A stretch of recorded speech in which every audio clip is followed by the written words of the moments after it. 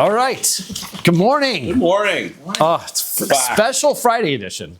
It's a special rare Friday morning edition. Treat. It feels like Sunday. Yeah. It really does. It's Baruch Hashem. Thank you for the cinnamon bun treats. We're back to the old coffee. All right. Nice. We will miss Pesach, but we Not really. We did not fall terribly far behind. We're really not in bad shape at all. We get a couple of pages in today, and we are right back in the running of everything. And we are continuing to be sponsored, therefore, considering the fact that we're doing a good job. Our sponsors stay with us. And therefore, we thank our monthly sponsors, Jeff and Chava Bela Wald, Le'ilui Nishmas Jeff's father, Mr. Roman Wald, Avram ben Shmuel, Zichron Levracha, and grandfather, Mr. Menachem Eisner, Menachem Mendel ben Mordechai, Zichron Levracha, whose yortzites were on Rosh Chodesh Nisan, and may their neshamos have an aliyah. We are also thankful to our other monthly sponsors, Shmuley and Miriam Fuchs, Le'ilui Nishmas Shmuley's mother, Bela Yenta Bas Chuna, Zichron Levracha, whose yortzeit is on Rosh Chodesh Iyar. May her neshama have an aliyah. We're going to drop back a little bit to get a running start up. We are on Pei Daled Amud Beis. We're going to start from the second line down. Yosef Rabba v'ka'omar lo lahoshmaisa. So Rabba was sitting and he is bringing a question, and he's telling over this on the lessons we had previously learned from Ula, but it's okay. We'll get right into it. Esvei. So he asked the following question. Esvei Rav Acha bar Abba l'Rabba. Rabbi Acha bar Abba asked Rabba the following question. Pasuk says, right? He says he learned in a brisa that the shtei halechem, it says korban reishis, that the shtei halechem, the two loaves of bread that we're talking about now become very timely. The Shavuos korbanos, we're going to know more about this korban, right? People are going to read that as Jeff, you were pointing out to me, the Musaf, You know what's going on. You're going to read that Musaf on Shavuos and go, I know that Korban. Very, very well. This Korban is rachis. Coming up in a couple of weeks. It's right. It's coming up just in about 6, right? Right. But who's counting? So right, you should bring this as a Korban rachis, a first Korban to Hashem. Shetahei rachis l'kol Menachos. That means the Shtei Halechem is the first for all of the Korban Minchas that we're supposed to bring. As we learned, that it is the first time you're using wheat, the new wheat of the year, and that's a first. V'chein hu omer, b'hakrivchem mencha chadosh l'Hashem b'shavuosechem. It also says that it is a first, the mincha of Shtei Halechem, it is the first to bring the korban of the wheat for all the menachos that are brought from wheat for this year. So ainli ela chadasha shel chitim. So here's the question. Here's the brisa says.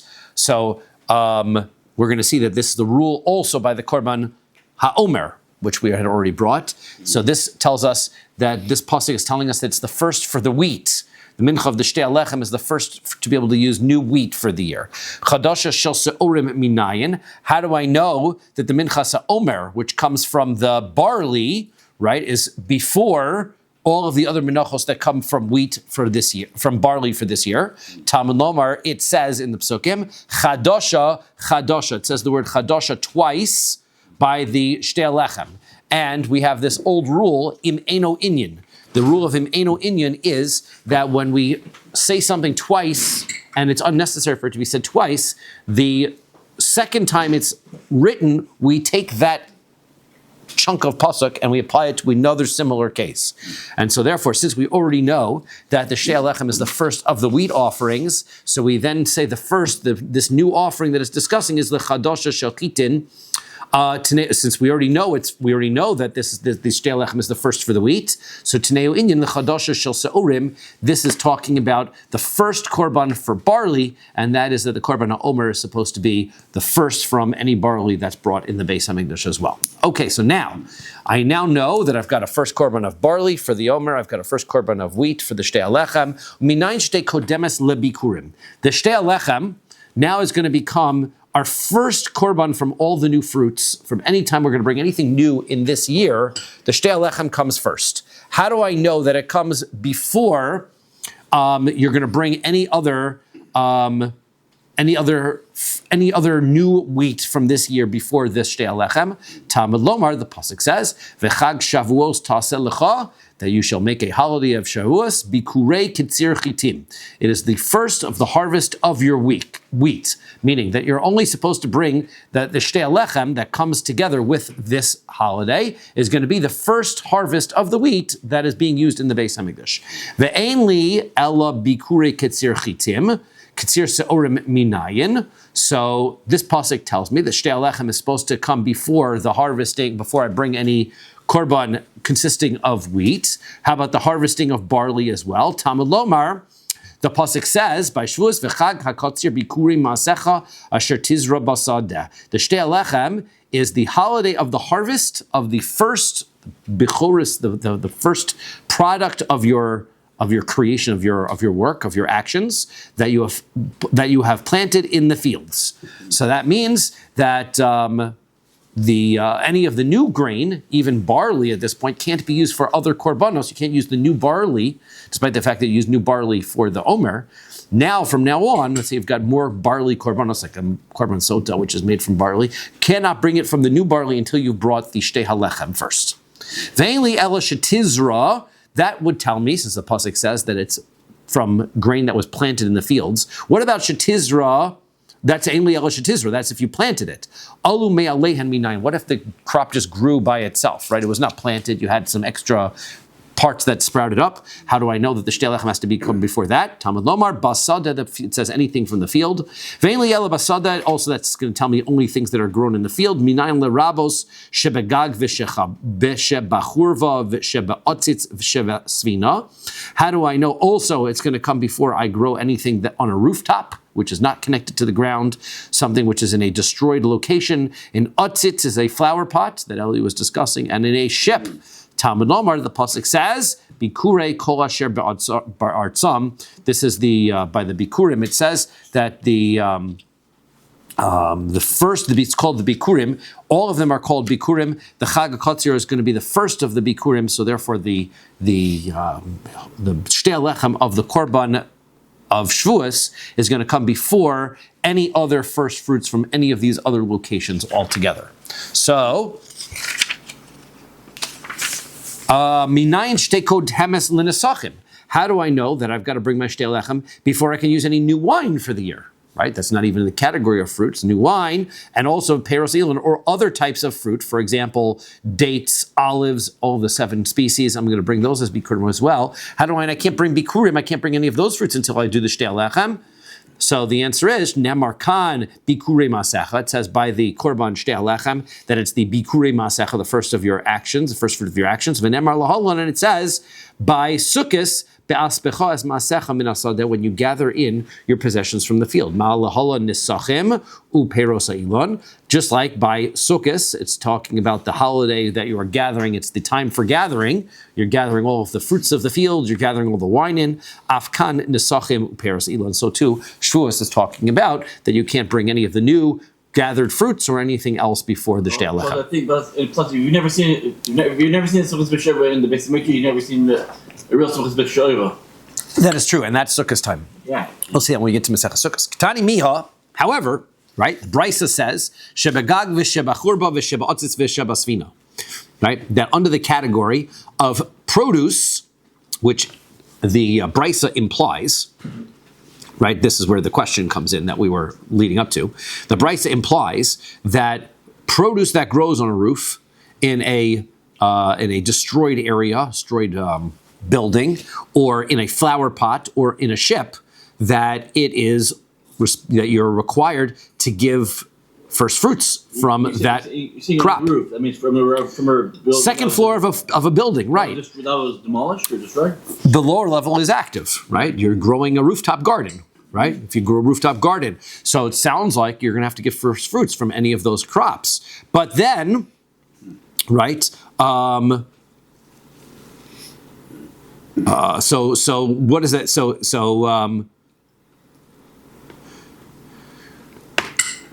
the question is that we had specified last time we had met that we were not going to give first fruits from palm trees that were on mountains, or in what was in the valley? It was what was it? Payros that were in the valley, not palm trees. It was the palm trees on the whatever. It was the right. So therefore, which is the one? It's the. Can't remember which one was in the valley, but in any event, right? The two types of fruits that were inferior were not supposed to be bikurim from inferior fruits, and then you've got these kinds of fruits that are inferior by nature of the fact that their soil is not attached to the ground, not connected to the source of the earth. So the nutrients of the soil are going to be lesser than. So how is this brisa implying that these are obligated in first fruits when we just learned in our Mishnah that inferior fruits are not supposed to be brought for korbanos? So the answer is seifa asan limenachos. So the answer is this part that we're talking about is talking about bringing minchos, right? That all of these are the first fruit items that are supposed to be brought for mincha offerings, like for example the harvesting of the wheat and barley grains are brought in mincha offerings. So, but the bikurim, which we say that you're not supposed to bring from these places, are talking about the kedusha of bikurim. That's a different korban altogether. The korban of bikurim is when you take the first harvested fruits of your land and you bring that as a korban. Those can't be from inferior quality, but theoretically I might be able to bring of a lesser quality wheat if I had no choice for other types of mincha offerings. That's why it's not a contradiction, right? They're talking about two different things. Maskif lo Rav Ada bar Ava. So Rav Ada bar Ava says, Ihachi, if that's true, that this pasuk is talking about mincha offerings, hainu dechsiv, then that's what it says, kol tahor beveischa yochal oso. Anybody who is pure in your household can eat it. V'i menachos, and if it was talking about mincha offerings, l'zichri kahuna hu demisachlin, so it says that it has to be male kohanim that have to eat them. So how can you say everybody who's tahor in your house? Not true. Not everybody who's tahor in your house can eat them. Only if it's mincha offerings, only male kohanim can eat them. So Amar Rav Misharshia, trei kroi ksivi.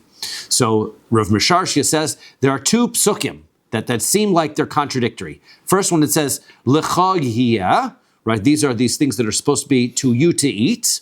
Right, these are going to be the male kohanim. Uksiv, then the pasuk says, "Kol tahor beveischa yochal." So anybody who's tahor in your house shall eat it. So it sounds like also the ladies. Ha ketzad. So how do you resolve these two contradictory psukim? Kan bebikurim. One is we're talking about all of the bikurim, the first fruits. That includes the ladies. And kan, the other one is bemenachos. So only the male kohanim are able to eat the menachos.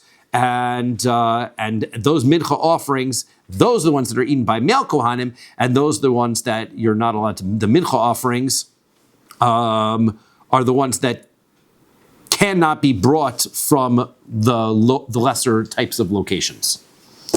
Okay, Rav Ashi says, Kule b'menachos. He says, no, the entire discussion is talking about mincha offerings. And you wondered about then how are we accepting everybody who's tahor, and it includes the ladies. V'sefer the crow, the end part of the pasuk, kol tahor beveischa yochlenu, is asan lilachme toda, is talking about the chalos that are from the 40 loaves of the korban toda, which ladies are allowed to eat. Well, ladies are not allowed to eat most of the korban. All mincha korbanos, right? The rest of the mincha, the leftover mincha korbanos, ladies, it's only for the male kohanim. The shtei halechem, right? It seems not the shtei halechem. Sorry, the extra loaves from the korban toda are gifts to the kohanim. Those are actually matnos kahuna, which now belong to the kohanim and their families. The kohanim can give those to they're actually part of the korban, so therefore they don't have to be eaten by only male kohanim. And even though it is a mincha, technically, right? Those 4 loaves can be eaten by women as well. Okay, so now let's go back to the discussion that we had mentioned of ula, right? Let's talk about these palm trees that are on the mountains or wheat that are in the valleys, whether they can be brought as bikurim, right? Whether they can be sanctified as bikurim, first fruits. So this is an argument, beplugda. It's an argument between Rabbi Yochanan. It's an argument. Rabbi Yochanan says, Im hevi lo kiddush. If you bring dates from the mountains or fruits from the valleys as bikurim, it doesn't work. You're not valid. The fruits are invalid because they are inferior quality. And Reish Lakish says, Im hevi kiddush. No, if you brought it, then they are sanctified. Naseh kekachush b'kedoshim. But it just means that you brought an inferior korban. It's a lesser. It's like bringing a skinny sheep, right? It's not ideal. But if you did it, which means it's very weak. It's weak, right? But it's a sheep. In the end of the day, it's a sheep. So right. Even though it has eaten a lot for days, it becomes very skinny and pale and weak. Yeah, I don't know how sheep become pale because it's already white. That's true. As snow, white as snow. Bishlama Reish, as the poem goes. Bishlama Reish Lakish Kid Omar Time. So I understand Reish Lakish. He says that makes some sense, right? Makes sense that it's a lesser korban, but it's works. El Rabbi Yochanan, my time. Why would Rabbi Yochanan say just because something is of inferior quality that you cannot sanctify it? It's okay, it's inferior, but it's still sanctified. So I'm a Rabbi Elazar. So Rabbi Elazar says Rabbi Yochanan chazoi bechalom. Rabbi Yochanan saw in a dream. No, or Rabbi Elazar saw Rabbi Yochanan in a dream. It's a little bit unclear exactly how the language goes here, right? Whether he saw in a dream, and he saw Rabbi Yochanan in a dream, and he said, since he saw Rabbi Yochanan in a dream, Milsa Ma'alaisa Amina. He says, I know I'm going to have a great day today. I know Rabbi Yochanan visited me in a dream. That means I'm going to be able to say something great today. Amar Kra, the pasuk says, May Reishis. You're supposed to, by Bikurim, it says you're supposed to take from the first of the fruits. V'lo kol reishis, not all the first fruits. Not every first fruit is valid. Pasuk specifically tells you that if you take an inferior fruit, it does not become sanctified. That's why he holds it's not sanctified. Also, it says, me artzecha, you're supposed to take it from some of your lands. V'lo kol artzecha, not every land is acceptable to take fruit from. Some of the lands are inferior quality, and therefore you're not allowed to take the fruits from them, right? So now, right, the first pasuk is telling me not all the fruits I'm not supposed to take from. That's only the Shivas Aminim. And then from all the land, meaning even from the Shivas Aminim, it has to come from the higher quality produce of Shivas Aminim in order for it to become the first fruits, right? Again, this first fruits we'll be discussing more but it's a basket, you put all the fruits in, and you're delivering this you're giving this to the Kohen, right? And you're reading the chapters of Arami Ovid Avi. We haven't discussed this, the Bikurim yet much, but that's what this offering is. I think it's here. It's got to be in Menachos someplace here, right? It's got to be. We're running out of time, huh? It's also the last section in Zeraim also. It's in Zeraim, yeah. It's probably there. Okay. So V'reish Lakish, I guess maybe it doesn't fit into a mincha category because it's fruits. I don't know. Right. V'reish Lakish, now what does Reish Lakish can do with the pasuk? Hi me artzecha me avidle. What does he do with me artzecha? Not all the land. Mi boile kidetanya. He learns it according to what we learn in a brisa. Rabbi Gamliel bar Rebbe Omer. Rabbi Gamliel bar Rebbe says, Nemar kan eretz. It says here by Asher Tavi me artzecha, the land. And it says Nemar leholon. It says by the praise of Eretz Yisrael, Eretz. It's an Eretz Chita Seora, right? The land of the seven species. Ma leholon shvach Eretz, afkan shvach Eretz. Just like the list of fruits over there are the fruits that are praiseworthy to Eretz Yisrael. So also by Bikurim, it says Me'artzecha. It means that the Shivas Haminim. Okay, so we're going to say, well, wait a second. What about the other pasuk that we had, right? The May Rashis, right? That was what we said also. Not every first fruit. So we'll have that in a moment. Ve'idach, Rabbi Yochanan will say, Eretz May Eretz. There's a difference. It says the land, and then it says from the land. You're going to learn both of those things. It has to be the fruit of the land, these seven species, but also not all of the land, only some of them. Ve'idach, now Rabbi Shlakish says, Eretz May Eretz. Lo mashma, he doesn't learn from Eretz May Eretz. Okay, so therefore we're going to know that it has to be from, from the Shiva Saminim, not from all of the species. Okay, Tani Chada, one brisa said, Shebagag v'shebachurba v'shebaotzitz v'shebasvina mevi v'korei. Okay, we've got one brisa that says that if you go produce on a rooftop, in a ruin, in a pot, flower pot, which would be a greenhouse kind of a situation, or in a ship, right, you are supposed to bring that fruit as first fruits, and you're going to read the special psukim of Aram Yoviravi, which means that these are obligated fruits from a Torah perspective. V'tanya idach, we have another brayso that says Mevi Veno Koreh, that you bring these, but you don't read them, meaning at best, right, you are doing it rabbinically, or I guess it's a lesser quality. So you have two braysos that contradict each other. So Bishlam and Reish Lakish. So I understand Reish Lakish. Gag lo kasha. The contradiction between the roofs is not a contradiction. Ha begag de ma'ara, ha begag de bayis. There's two different types of roofs, right? One is the roof of a cave, right? And a roof of a cave is dirt, and that is obligated, whereas the other one is the roof of a house. So the roof of a house is not connected to the ground, so you don't bring it, right? Churva ar churva lo kasha. As far as destroyed places, there's no contradiction. Kan bechurva avuda, kan bechurva she'ena avuda. The one is that it has been replowed over, and now it's become a field again. It's a destroyed ruin, but we've replowed it, and now we're growing crops here. It's attached to the ground. The other is that it's just like dirt is on the floor of some collapsed building, and things are growing out of it. That is not connected to the ground again. You're not going to bring first fruits from there. Atzitz location, as far as the flower pots, not contradiction. Kan be nokov, kan be she'eno nokov. Depends if your flower pot has holes in the bottom. As Yehuda said, if it is if it's in a greenhouse, so it is separated from the ground. It's not connected to the ground in any way. That is not produce that you're going to bring the first fruits from. It's not in the ground. Whereas if it's a flower pot that has holes in it, so it's connected to the soil from the ground. So therefore, since it's connected to the ground, you do bring bikurim from it. And sfina lokasha, as far as the ship is concerned, those are not contradictory. Kan besfina shel eitz, kan besfina shel cheres. If you've got a wooden ship, right, and I suppose it's floating, but even if it's not, I suppose, but it's separated from the ground. The other is I've got a ship that's made out of clay, which is basically dirt, and it's grounded. It's grounded, sorry.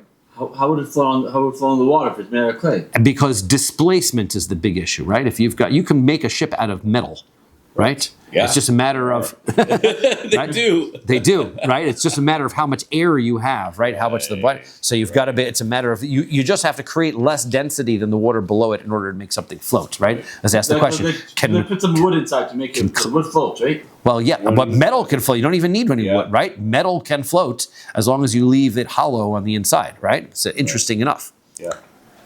Wow. Yeah, I wouldn't even think they'd make science experiment, right? Science experiment for probably grade 5 or 6, grade 1. Take out tinfoil and shape it into a boat, right? Boat shape, and put it on the water and it floats. Crumple it up into a little ball, throw it into the water and it sinks, right? You'd be able to show them the difference between the buoyancy, right? You can bring that up for school. I think they do. I'm pretty sure I've seen that in the girls' science lab. Okay, so. But this earthenware vessel that is grounded, so it is earth on top of earth with plants growing in it, so therefore that is connected to the ground. So therefore, Reish Lakish is basically saying, here's the difference. If it's connected to the ground, it's bikurim. If it's not connected to the ground, it doesn't bring bikurim. But according to Rabbi Yochanan Kasha, it's still going to be a problem, because even if it's connected to the ground, it's inferior quality. And Rabbi Yochanan said, inferior quality, I don't bring either. So it's not going to help me that it's connected to the ground. It's still inferior. So the answer is Tanaihi. It's a machlokes tanoim. It's a machlokes between opinions in Brisa. Detanya, we learn in a Brisa. Shebagag v'shechurba mevi v'korei shebaotzitz shebashmina ino mevi kol ikar.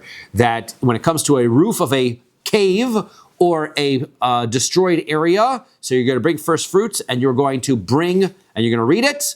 And the other one says a flower pot and a ship. You're not going to bring them because those are even worse. That's like Shita of the Rabbi Yochanan, who says that you're not going to bring peiros, so you're not going to bring the fruit from a lesser quality type of environment at all, even if it's connected to the ground.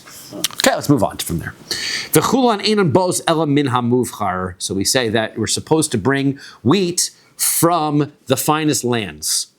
Amri le Yochana umamre. Last little bit of Pesach out of our system, right? They say Yochana and Mamre were the names of the Egyptian sorcerers in Egypt? Good trivia question, right? Nobody otherwise probably knows that. Those are the main chief black magicians, right? So they said to Moshe, right? Moshe comes into Paro's palace in order to impress them and takes a staff and he turns it into a snake.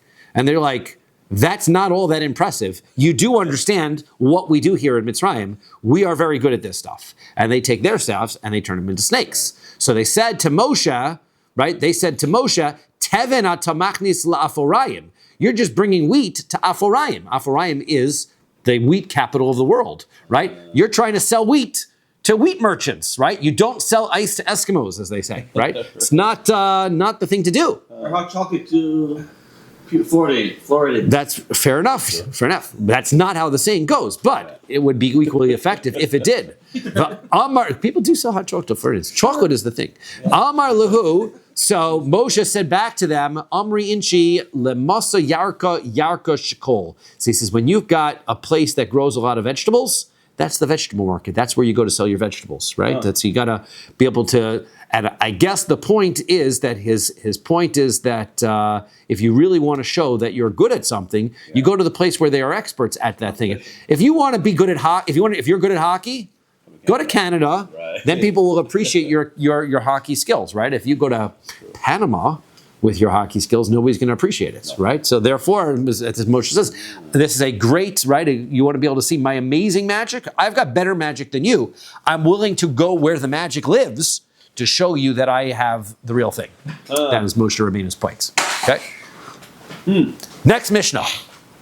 Ein mevi'in lo mi beis hazvolim. We're not allowed to bring the wheat for the court, or the barley for the omer, or the wheat for the shtei lechem from a fertilized field. Right? Why is it either just gross, right? It smells or whatever it is. Right. We don't bring it from a fertilized field, or it's not going to be consistent. Or if it requires any outside extra intervention, it's possible that you'll forget it and the wheat will be inferior quality. V'lo mi beis hashlochim, not from a irrigated field.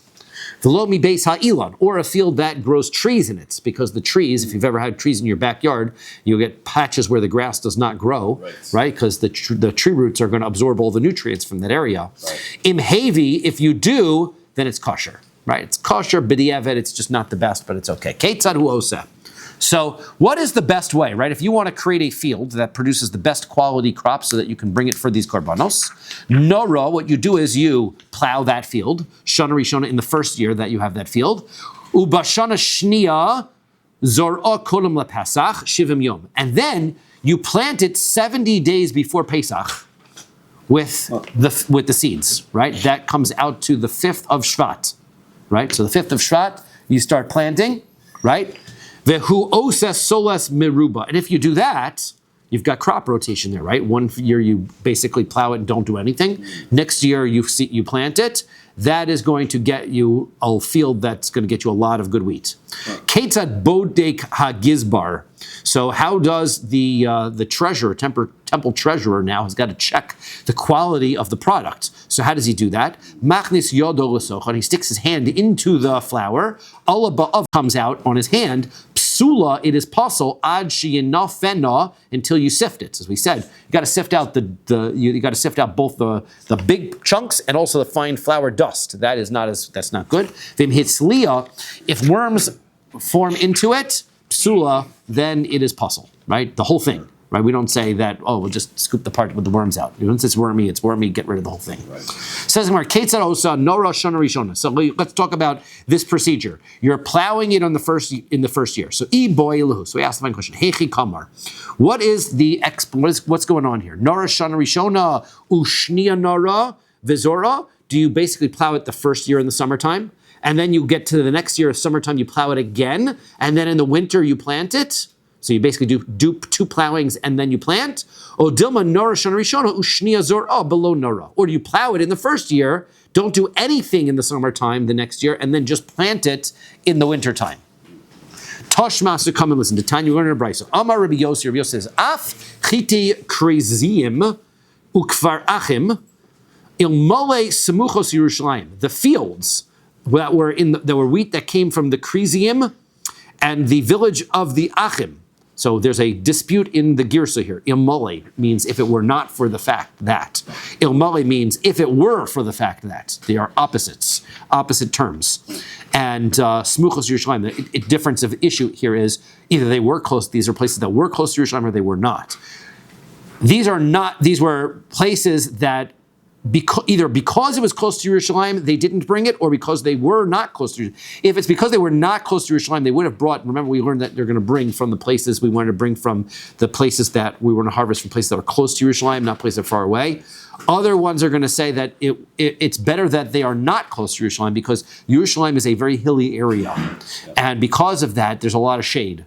And so that would ruin and we're going to see that we want to be able to take from crops that have southern exposure where there's a lot of sun. So if it wasn't for the fact that these were, right, if these were, well, let's say different girsos, according to Rashi says that and the Shita Mekubet says Ilmali, if they were smuchos Yerushalayim, if they were close to Yerushalayim, versus I think Tosfos who says Ilmali if they were not close to Yerushalayim.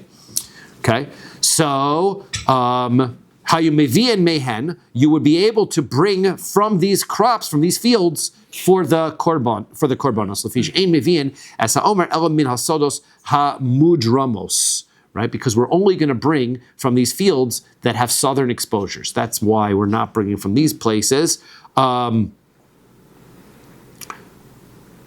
Right, we want to either bring them from places that are further south in Eretz Yisrael, or we're bringing them from mountains that were on the southern slopes of the mountains. You have better exposure to the sun. Menuros lekach, and also menunaros lekach, that they were plowed for this purpose. Right, they were plowed and then replowed, double plowing. Shebahen chama zorachas, that the sun shines on them. Umehen chama shokas, and the sun sets on them. Right, that's the idea of the southern exposure. Right, the sun rises in the east, sets in the west, but travels in the southern part of the sky in the northern hemisphere. Right, the sun always travels to the south. So therefore, you want a good field that has nice southern exposure, so that the sun rises and sets on the south side. It always sets on the south every time, or it's always going to be. It's going to rise in the winter time. It's further south. Well, yeah, further south. We'll see in the Gemara in Bava. It's in Bava Basra, I think it is, where the Gemara talks about where it rises and sets. Basically, when during the winter time, the sun, right?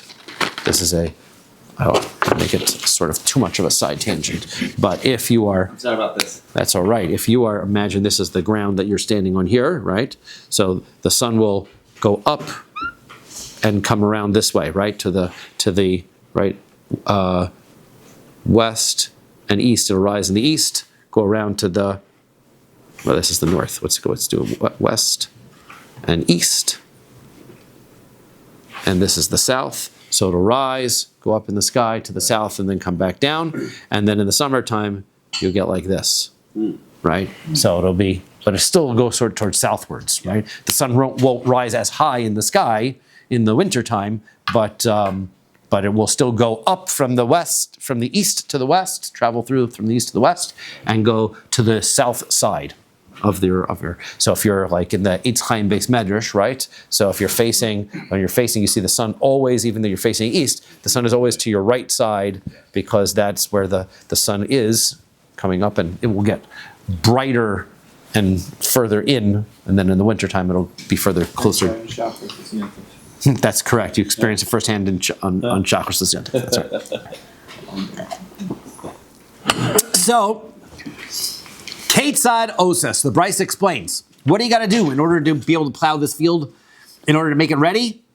Nora Shana Rishona, you plow it in the first year.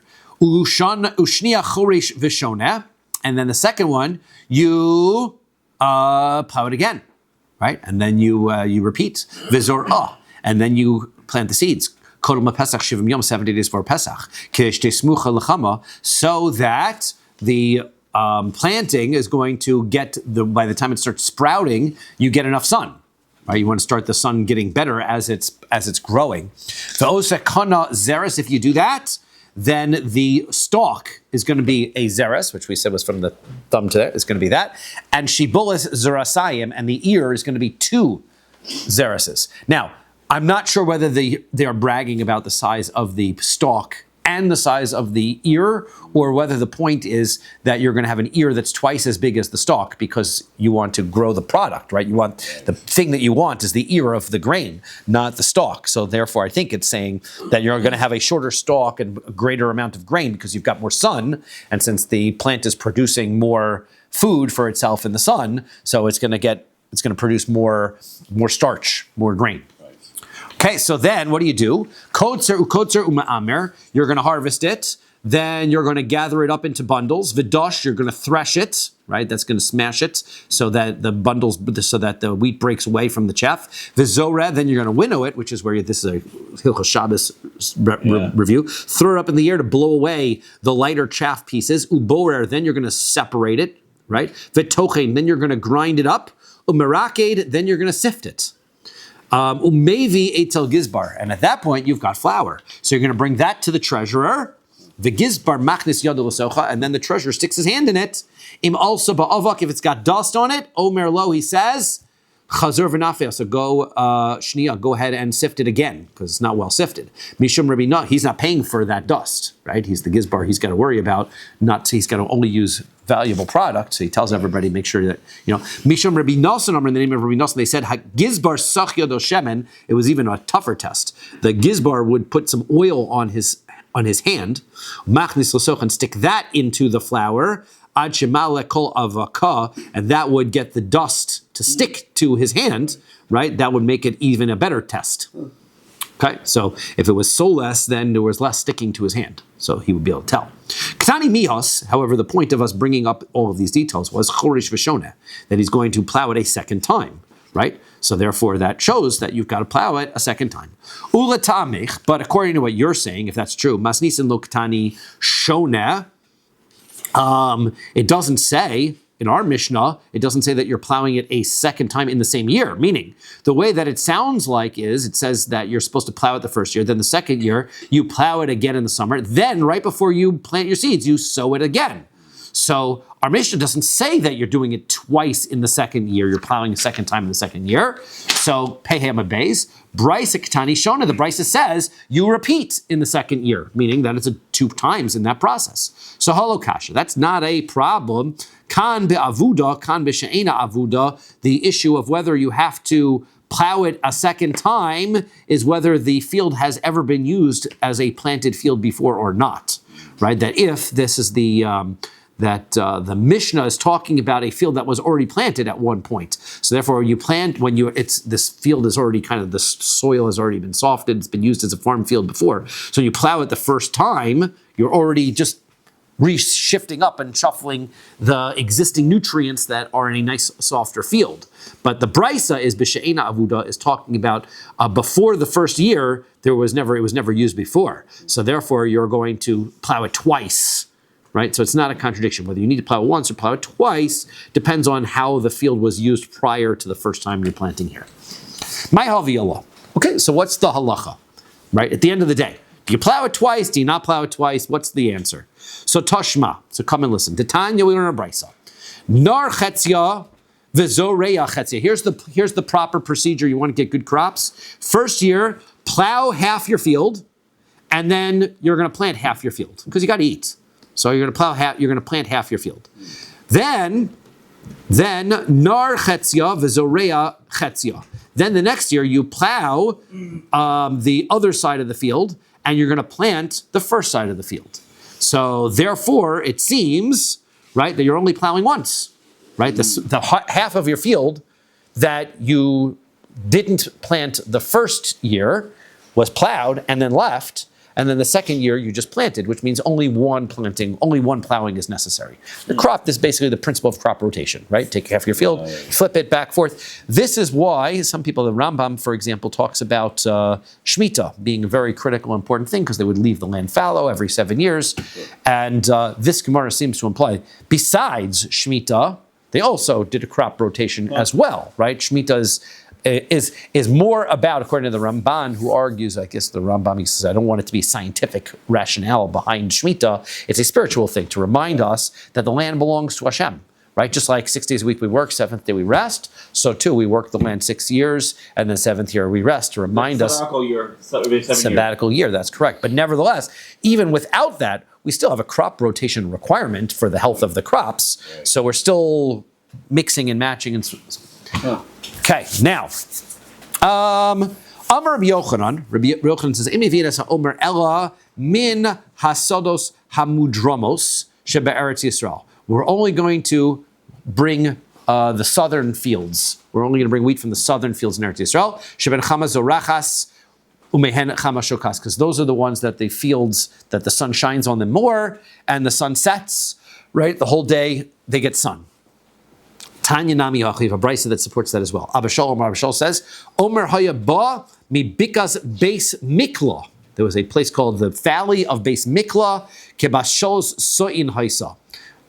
In this field, they were able to harvest 3 saw of wheat. The Sada Mudremes Haisa was a southern exposure field. Ubachama Zarachas Mimenachama Shakas. The sun would rise and set all day long, shining sun on that field. Nar, what they would do is they would plow it chetzia for half the field. V'zorea chetzia, they would plant half the field. Nar chetzia, v'zorea chetzia, then they would plow the second half of the field, and they would plant the second half of the field. Rav Chilkiah bar Tuvi hava lekarno da'ara. Rav Chilkiah bar Tuvi, he had a field in the corner of the land. Right, this little corner of the land. Nar chetzia, v'zor chetzia. He lived after the Beis Hamikdash's time, so he's doing this it seems like only for his own reason, following these rules. He plowed half, he left half by itself. Then nar chetzia, v'zor chetzia. Then he would do the other half of the field. V'avda achad trey, and his field would produce a really hefty crop. Right, it was umizaben luhulechiti lesmida. And they would sell his wheat for the benefit of the rich people who would want to be able to buy his choice wheat. So by crop rotation, he was able to produce a very fine product. Next, the Mishnah says, Im hisli'a psula. If it becomes wormy, so then it becomes pasul. Tana Rabbanan. So is sheisli'a ruba psula. If the most of the flour becomes wormy, so then it becomes pasul. Chitin sheislo ruban psulos, and the wheat kernels, if they become wormy, most of them, then they are pasul. So comes the following question. Boy Rabbi Yirmiyah says, Berov chita. Okay, when you're talking about flour, there are worms in the flour. The whole thing is all basically one flour. You're going to get rid of the whole thing. But when you're talking about wheat kernels, each kernel is a separate, distinct entity. Or is it all one big chunk of kernels? You can look at it either way. So do we look at berov chita? Do we have to say that each kernel, if that kernel is mostly wormy, then we throw that kernel away? O berov sa'ah. Or do we say that if most of the kernels in this container of wheat have worms in them, then we throw the whole container away? I work in a restaurant. If you find bugs in flour, you have to get rid of everything. There you go. But that's the flour, right? But you never work in the restaurant. They never give you just the kernels of wheat, right? Teku. So the answer is we're going to be machmir. Bugs inside of it as well. So we're going to be machmir. We're going to be machmir, right? We're going to teku. We're going to leave that be, and we don't know the answer, but as Yehuda suggests, we're going to be machmir. Boy Rava says hikdishon. Right? Let's say I sanctify my wheat that has got worms in it. We're going to see this question is going to come up repeatedly over the next couple of pages, right? Is that, like, we understand that there's a prohibition against sanctifying an animal that has a blemish, right? So is it a prohibition if I sanctify wheat that has worms in it? Is it basically a blemished korban or not, right? So, Kevan de psil kebamum dami, since it's pasul, so is it a blemished korban, and therefore you get malchus for it? O dilma ein balmum el bebehema, or is that a rule only by animals? Right? Pasuk says that you can't bring animals, not grain, so therefore it's not really a los aseh, right? So you don't get malchus for it. So we leave that alone, right? Tanan Hasan, we learned in a Mishnah over there in Maseches Midos. Kol eitz shenimsa bo tolas pasul legab mizbech. If you've got wood that has worms in it, don't bring that as wood for the fire of the mizbech. Amar Shmuel says lo shanu ela lach. That's only if you're talking about fresh wood, right? You've got non-dried out wood, so then it's got worms in it. Get rid of the whole wood. Aval yavesh, but if it's dried up wood, gorero, because you can scrape off any of the bugs and things, and that's kosher because the bugs, I guess, don't live in there. They're just eating it, so scrape it off and you're okay. Boy, Rava asked a fine question. Hikdisho, same question. Let's say you sanctify this wormy wood. Ma'u sheyilkel of mishum balmum. Do you get malchus for it being a blemished product? Cave on de pasol ki balmumdam. He says it's possible it's like a blemished animal. Oh, dilma ein balmum el behema. Or is that prohibition only apply to animals? So teku, we don't know the answer to that one. Next Mishnah, Tekoa. The land of Tekoa, which was in Eretz Yisrael, is alpha l'shemen. That is the A plus grade for oil. That's where olive oil was produced in Tekoa. Best olives. Extra virgin. Yeah, well, that's what we're going to see. We're going to discuss what that is, right? Abba Shol says, Shniala Regev Be'ever Yarden. The second best place is Regev, which was on the other side of the Jordan River. Right? All you can bring olive oil from any place that they grow olives. And that was the place that they were customarily they would buy for the Beis Hamikdash because they were the choicest places. Again, since we want to be able to get the finest product, we're not going to bring olives from places where they are fertilized, or irrigated. And also, if you've got olive trees, you shouldn't have other crops growing in those fields. They take away from the nutrients necessary for the olive trees. Imhevi kosher, but if you do bring, it's still kosher.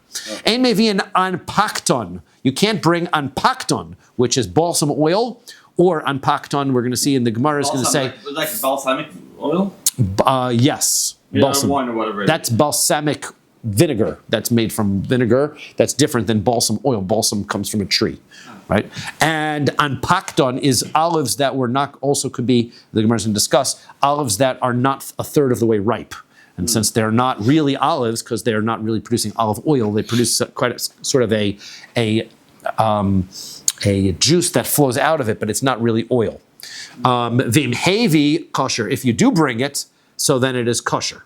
B'di'evet. We'll see why. Right? It's not because it's not balsam. It is going to be. That's according to the opinion that it's going to be olives that are not all the way ripe. In mevi'in min hagargarin shenishru b'mayim. You can't have, if you've got gargarin, which are olives that were soaked in water. Like diluted olives. They're diluted, right? So they got soaked up. V'lo minhak, because then you're going to wind up, it ruins the oil by soaking them. V'lo minhak kivashim, or they can't be pickled. V'lo minhak shlukim, or boiled olives. V'im hevi, pasul, if you bring that, that's pasul oil, right? You can't take your pickled jar of olives and squeeze those and make olive oil from that. That's not, it's got to be fresh olives. Okay, says the Gemara. Pasuk says, Vayishlach Yoav Tekoa vayikach misham isha chachma. Right, Yoav, right? He was seeking good advice, so he went and he sent to Tekoa to find a lady who was very wise. Maishna Tekoa. Why did he go to Tekoa? In order to be able to find a wise woman. So why not any place else? Rabbi Yochanan says, "Mitoch shiragilin b'shemen zayis," because they would use olive oil. And chachma mitzuya bahen, since they have lots of olive oil helps you get smarter, right? It's brain food. Horius says, right? The end, talk about the stuff that's good for you. Stuff that's so if you got to go back, right? Good point. So there you are. We learned that, and also you know that the menorah is burning with olive oil, right? And it represents chachma and wisdom. So, okay. Tana Rabbana Rabbi Zon. V'tovo b'shemen raglo. The Shevet of Asher, in his brachos, in Dvarim, says that he will soak his feet in oil. Means that the land that Asher had was very rich in olives. Zechel koshel Asher. This is the place. This place is the division of Asher in the north of Eretz Yisrael. Shemochshik shemen kemayan. They would have plenty of oil. Would flow like a spring. Amru. They said about the people that were in Shevet Asher. Pam achas nitzruchu lahen anshe Ludkia b'shemen. The people in Ludkia, which was not in Eretz Yisrael, they needed oil. Non-Jews, right? They needed to buy some oil. Minu lahem pulmustus. They appointed an agent, pulmustus echad, and Amrullah, they said to him, Lech v'havei lanu shemen b'mea ribo. We've got 10,000 it was a million dinarim basically, b'mea ribo. 110,000s, a million dinarim, a lot of money, and we need you to go buy us a ton of oil. We need oil, right? So he's going to go make this large, where are you going to make a large purchase of oil from? right? So halach liYerushalayim. So he went to Yerushalayim. He went to the Jewish area, and he asked them. Amru, they said, lech letzur. Go to a place called Tzur in Eretz Yisrael. Go to a place called Tzur, Tyre, right? Tzur, and you're going to find out where they have oil there. Halach letzur. So he went there. Amru, there they told him, lech leGush Chalav. Right? You're going to go to a place called Gush Chalav, which was in Asher's territory. Halach leGush Chalav, so he went to Gush Chalav. Amru lo, they said to him, Lech etzel ploni l'sadeh halaz, go to so-and-so who's got such and such a field. And he finds this guy, Shaya ozek tachas zeisov. He was busy digging trenches around olive trees. Some simple farmer guy. Amar lo, so he says to him, Yesh lecha shemen b'meya ribo shani tzarich. He goes, he can't believe this little simple farmer guy has got the oil. He goes, I need to buy $1 million worth of oil. Do you have some? So Amar lo, hamtein liyad she'asayim melach. Just give me a second, I'm just finishing my work here.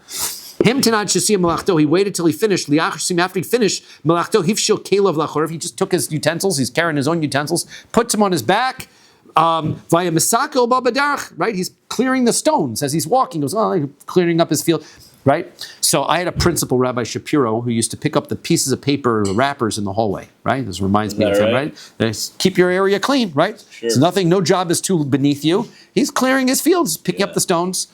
Amar lo, so he says, Yesh l'chem me'eribo. He goes, now he can't believe it. This guy's clearing up, he's plowing fields, he's carrying his own tools, he's clearing up rocks. He goes, do you have $1 million worth of oil? So he's coming. It seems like the Jewish people are playing a trick on me. Right. So Kevan Sheagia Le'iro, when he got home to his city, Hotzia lo shivchaso kumkum shel chamin. So his maidservant comes out and brings him some hot water, v'rachatz bo yoda v'raglov, and he washes hands and feet. Hotzia lo seifel shel zahav malei Hashem, and then he brings out this gold bowl filled with olive oil.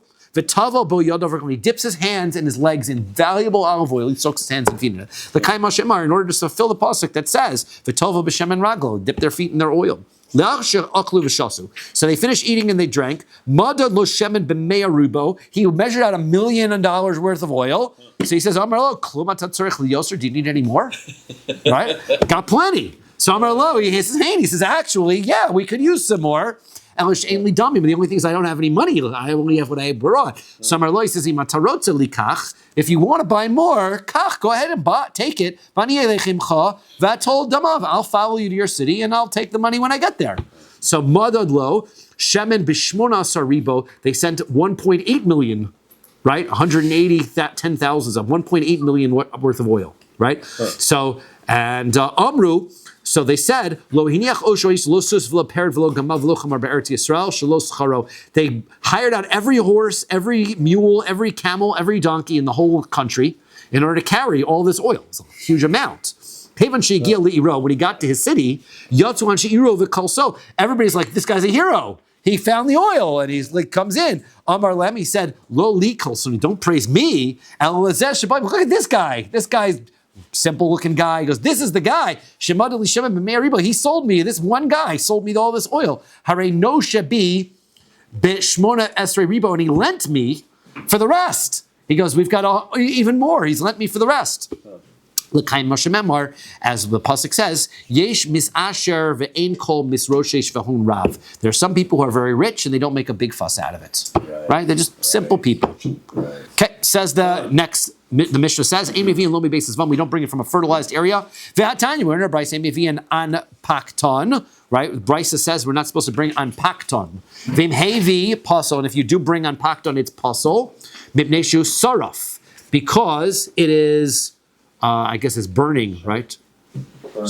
Yeah, it's burning. Anpakton oil, what is that? Anpakton, we said it's going to be less than the olives that are not more than a third ripe. Summer of Yosef, Rav Yosef is lo kasha, ha Rabbi Chia, ha Rabbi Shimon bar Rebbe. It's machlokas between Rabbi Chia and Rabbi Shimon bar Rebbe, who says that they are okay for oil. Rabbi Chia zorek le, Rabbi Chia, right? He would throw this oil away, and Rabbi Shimon bar Rebbe mitabel bay, and Rabbi Shimon bar Rebbe he used to use it. The simanech, the way to remember it is ashirim mekamtzin. Those that are rich. He was richer. He wouldn't. They are more miserly. They take care of their things. They don't throw away things just because they're not of higher quality. Then pasuk says by Esther, Shisha chadashim b'shemen amur. 6 months the women would use myrrh oil So my shemen hamor. What is this shemen hamor? So Rav Huna bar Chia Amar Shmuel bar Chia says it's setachto. This is this type of oil that's from the inferior olives. Rabbi Yirmiyah bar Arba Amar shemen zayis shel hevi shlish, which is olive oil. That's where the balsam oil is. That's the balsam oil. And Rabbi Yirmiyah bar Arba says it's oil that's from olives that is not a third of the way grown. So Tanya, we learn in a brayso, Rabbi Yehuda Omer, on Pekinon, shemen zayis shel hevi shlish, that on Pekinon is oil, that is olive oil, that has not gotten a third of the way. So lama sachanoso. So if it's inferior oil, why were they using it? The answer is meishir es haseir u'ma'admis basar, because by putting it on it takes hair out, it causes hair to fall out, and it also makes your skin red. So it's a beauty product. So they were using it for that. Mishnah says that we're not supposed to bring from olives that were soaked in water. Shemen zayis kavush, olive oil from pickled olive, sholok, boiled olive, shorui, v'shel shemarim, if it was soaked in oil, or from sediments. V'shel reach ra, if it's smelly, lo yavi, don't bring it to the base of Mikdash from Menachos, v'im hevi puzzle, and if you do bring it, that is puzzle. Boy Rabba asked the following question, hiktisho, here's our own question, right? Let's say he sanctified it. Mao shiyolako love mishum balmum, is that a blemish? Kavan de puzzle, since it's puzzle, kibalmum dummy, it's like bringing an animal that's a blemish and you're going to get malchus for it. Odilma ein balmum el bebehema, or is that only a rule by animals? Teku, we leave that as unresolved. We will continue from Pevav. Beautiful. Shkoya. How timely we have a discussion about oil right now. Right. Different type of oil that's in the headlines these days, but oil nonetheless. That's right. Don't forget the 3 olives. The 1/3 olive. 1/3. Yeah,